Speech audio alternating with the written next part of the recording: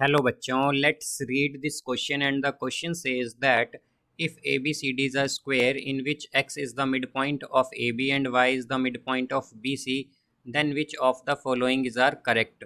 Now let's see the options. Option A, triangle ADX congruent triangle BAY. Option B, angle DX is equal to angle AYB. Option C, angle ADX is equal to angle BAY. And option D, DX is not perpendicular to AY. तो आइए अब इस question को यहाँ पर हम solve कर लेते हैं। इस क्वेश्चन में कहा गया है कि अगर ए बी सी डी एक स्क्वायर है जिसमें एक्स मिड पॉइंट है ए बी का, वाई मिड पॉइंट है बी सी का, तो हमें बताना है कि यहाँ पर हमारे पास ये जो ऑप्शन है इनमें से कौन सा ऑप्शन करेक्ट होगा। तो यहाँ पर हम की कॉन्सेप्ट यूज़ करेंगे, कॉन्सेप्ट दैट इन स्क्वायर। तो स्क्वायर में क्या होता है, हमारे पास सभी साइड्स इक्वल होती हैं, ऑल साइड्स आर इक्वल। तो यहाँ से अब अगर हम देखें तो हम एक स्क्वायर कंसिडर करेंगे ए बी सी डी। तो ये हमारे पास क्या है, एक स्क्वायर है। ये ए हो जाएगा, यहाँ पर बी, यहाँ पर सी और ये डी। तो इसमें हमारे पास क्या कहा गया है कि हमारे पास एक्स जो है वो मिड पॉइंट है ए बी का। तो अगर हम डी को और एक्स को ज्वाइन करें तो हम मान लेते हैं कि ये एक्स जो है मिड पॉइंट है ए बी का और हमने डी को एक्स से ज्वाइन कर दिया। इसी तरह हमारे पास वाई एक मिड पॉइंट है बी सी का, तो हम क्या करेंगे, ए और वाई को ज्वाइन करेंगे। तो वाई क्या है, यहाँ पर मिड पॉइंट है बी सी का। तो यहाँ पर हमारे पास जहाँ पर ए वाई और डी एक्स मीट करते हैं वो इंटरसेक्शन पॉइंट है इनका ओ। अब यहाँ से हमारे पास अगर हम कंसिडर करें triangle A D X and triangle B A Y, अगर हम ये दो ट्रायंगल कंसिडर कर लें तो इसमें हमारे पास क्या है कि एंगल डी ए एक्स जो है ये इक्वल है एंगल ए बी वाई के, बिकॉज ये दोनों क्या हैं, 90 डिग्री के हैं। क्योंकि हम जानते हैं कि हमारे पास स्क्वायर में क्या होता है, सभी एंगल्स और सभी साइड्स जो हैं वो इक्वल होती हैं। तो इसीलिए हमारे पास जो दोनों एंगल हैं क्या होंगे, 90 डिग्री। तो एंगल्स ऑफ स्क्वायर जो कि 90 डिग्री होते हैं। अब यहाँ से हम अगर देखें तो हमारे पास ए एक्स जो है वो इक्वल होगी बी वाई के, बिकॉज हम जानते हैं कि हमारे पास स्क्वायर में क्या होता है, सभी साइड्स इक्वल होती हैं। तो अगर सभी साइड इक्वल हैं तो हम जानते हैं कि एक्स क्या है, ए बी का मिड पॉइंट, और वाई क्या है, बी सी का मिड पॉइंट। तो जो इनका हाफ होगा साइड्स का वो भी इक्वल ही होगा हमारे पास, क्योंकि ए एक्स और बी वाई क्या है, हाफ है ए बी और बी सी का। ए एक्स किसका हाफ है, ए बी का, और बी वाई किसका हाफ है, बी सी का। तो इसलिए ये दोनों भी इक्वल होंगे बिकॉज हमारे पास साइड्स जो हैं सभी वो स्क्वायर की इक्वल होती हैं। अब अगर हम देखें यहाँ से तो हमारे पास जो डी ए है वो इक्वल होगी ए बी के, और ये दोनों इक्वल इसलिए होंगे बिकॉज ये साइड हैं स्क्वायर की। तो हम क्या कहेंगे, क्या है हमारे पास, साइड हैं स्क्वायर की, साइड्स ऑफ स्क्वायर, इसलिए क्या होंगी, इक्वल होंगी। तो यहाँ से हम देख सकते हैं कि हमारे पास दो साइड और एक एंगल का जो पेयर है ये इक्वल आया है। तो हम कहेंगे यहाँ से कि ट्रायंगल ए डी एक्स जो है हमारे पास ये क्या है, कॉन्ग्रुएंट है ट्रायंगल बी ए वाई के।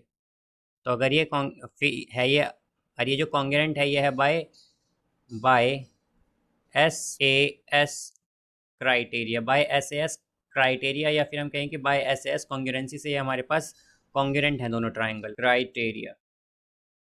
तो यहाँ से अब अगर हम देखें तो हमारे पास जो स्टेटमेंट फर्स्ट है या ऑप्शन फर्स्ट है ये क्या हो जाता है, हमारा करेक्ट हो जाता है। तो यहाँ पर ऑप्शन ही करेक्ट हो गया।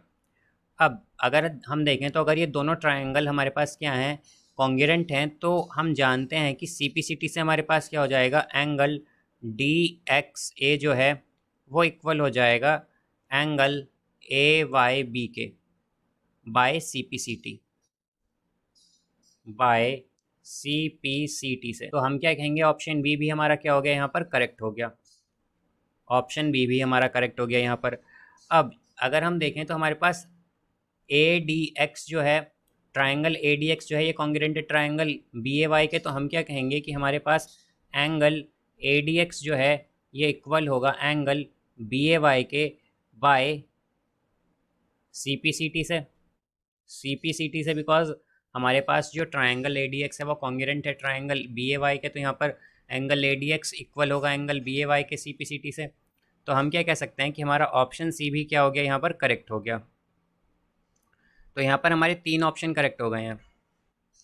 अब अगर हम यहाँ पर फोर्थ ऑप्शन देखें यानी कि ऑप्शन डी देखें, तो इसमें जैसा कि हम जानते हैं कि क्वाड्रिलेटरल के एंगल्स का सम क्या होता है 360 degree. Sum of angles of quadrilateral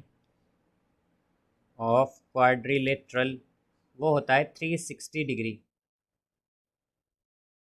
360 degree, तो यहाँ से हमारे पास क्या होगा, angle X O Y plus angle O Y X, O Y B, actually angle O Y B plus angle Y B X और plus angle B X O, ये सब इक्वल होंगे 360 डिग्री के।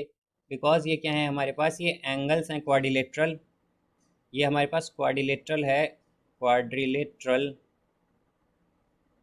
Quadrilateral X O Y B में। तो हम जानते हैं कि अगर ये quadrilateral X O Y B के एंगल्स हैं तो इन सब का सम क्या होगा 360 डिग्री होगा, बिकॉज क्वाड्रिलेटरल के एंगल्स का सम 360 डिग्री होता है। अब यहाँ से हम अगर देखें तो हमारे पास angle X O Y plus angle O Y B और प्लस, अब अगर हम एंगल वाई बी एक्स देखें तो एंगल वाई बी एक्स क्या होगा, ये एक राइट एंगल होगा, बिकॉज जो हमारे पास वर्टेक्स एंगल होते हैं स्क्वायर में वो सभी इक्वल होते हैं, या हम कहें कि 90 डिग्री होते हैं, तो यहाँ पर ये 90 डिग्री होगा। प्लस अब हमारे पास जो एंगल वाई बी एक्स है वो तो 90 डिग्री है। अब इसी तरह अगर हम एंगल बी एक्स ओ देखें तो एंगल बी एक्स ओ क्या होगा, तो एंगल बी एक्स ओ जो है हमारे पास ये इक्वल होगा, अगर हम देखें तो 180 minus angle A X O के, बिकॉज हमारे पास angle B X O plus angle A X O जो हैं ये इनका जो सम होगा वो 180 डिग्री होगा, बिकॉज ये क्या है हमारे पास लीनियर पेयर है, और हम जानते हैं लीनियर पेयर या स्ट्रेट लाइन पर बने एंगल का सम क्या होता है 180 डिग्री। इसीलिए हम लिख सकते हैं इसे डायरेक्ट कि हमारे पास एंगल बी एक्स ओ जो है वो इक्वल है 180 degree minus angle A X O के। तो यहाँ पर एंगल बी एक्स ओ की जगह क्या आएगा, 180 degree minus angle A X O is equal to 360 degree. हमारे पास एंगल ए एक्स ओ अगर हम देखें तो एंगल ए एक्स ओ क्या होगा, ये इक्वल होगा, अब यहाँ पर अगर हम देखें तो एंगल ए एक्स ओ जो है ये इक्वल है हमारे पास एंगल डी एक्स ए के यहाँ पर। तो हम क्या कह सकते हैं कि हमारे पास एंगल ए एक्स ओ किसके इक्वल है, एंगल डी एक्स ए के, और एंगल डी एक्स ए अगर हम देखें तो ये इक्वल आया था हमारे पास सी पी सी टी से एंगल ए वाई बी के, ये किसके इक्वल आया था, एंगल ए वाई बी के, और एंगल ए वाई बी अगर हम देखें तो ये किसके इक्वल है, एंगल ए वाई बी जो है ये क्या होगा ओ वाई बी के इक्वल होगा। तो हम कह सकते हैं कि ये इक्वल होगा एंगल ओ वाई बी के। तो हमारे पास एंगल ए एक्स ओ क्या आ गया, equal angle O Y B के। तो हम इसे किस इक्वेशन में पुट करेंगे, इस इक्वेशन में। तो हमारे पास क्या आ जाएगा, angle X O Y plus angle O Y A, O Y B actually O Y B plus 90 plus 180 270 degree minus angle A X O की जगह आएगा हमारे पास O Y B is equal to 360 degree. तो यहाँ पर हमारे पास माइनस ओ वाई बी से plus O Y B cancel होगा, और एंगल एक्स ओ वाई जो है ये इक्वल आएगा 360 डिग्री माइनस 270 डिग्री यानी कि 90 डिग्री आ जाएगा। तो एंगल एक्स ओ वाई जो है एक्स ओ वाई यानी कि ये जो एंगल है ये 90 डिग्री आया है। तो ये एंगल किसके बीच में बन रहा है, हमारे पास ए वाई और डी एक्स के बीच में बना है। तो हमारे पास हम क्या कहेंगे कि डी एक्स और ए वाई क्या है, ये परपेंडिकुलर हैं, बट ऑप्शन डी में क्या कहा गया है कि D X is not perpendicular to A Y. तो हम कहेंगे कि ऑप्शन डी क्या है यहाँ पर इनकरेक्ट है, बिकॉज हमारे पास ये दोनों परपेंडिकुलर हैं, क्योंकि यहाँ पर एक्स ओ वाई जो है वो 90 डिग्री आया है। तो यहाँ पर हम क्या कहेंगे कि हमारे पास क्या क्या करेक्ट आया था, एक तो ऑप्शन ए करेक्ट आया था, ऑप्शन बी करेक्ट आया था, और ऑप्शन सी करेक्ट आया था। तो हमारे पास 3 ऑप्शन करेक्ट हैं यहाँ पर, ऑप्शन ए, ऑप्शन बी और option C. So I hope you understood it well. Best of luck, thank you.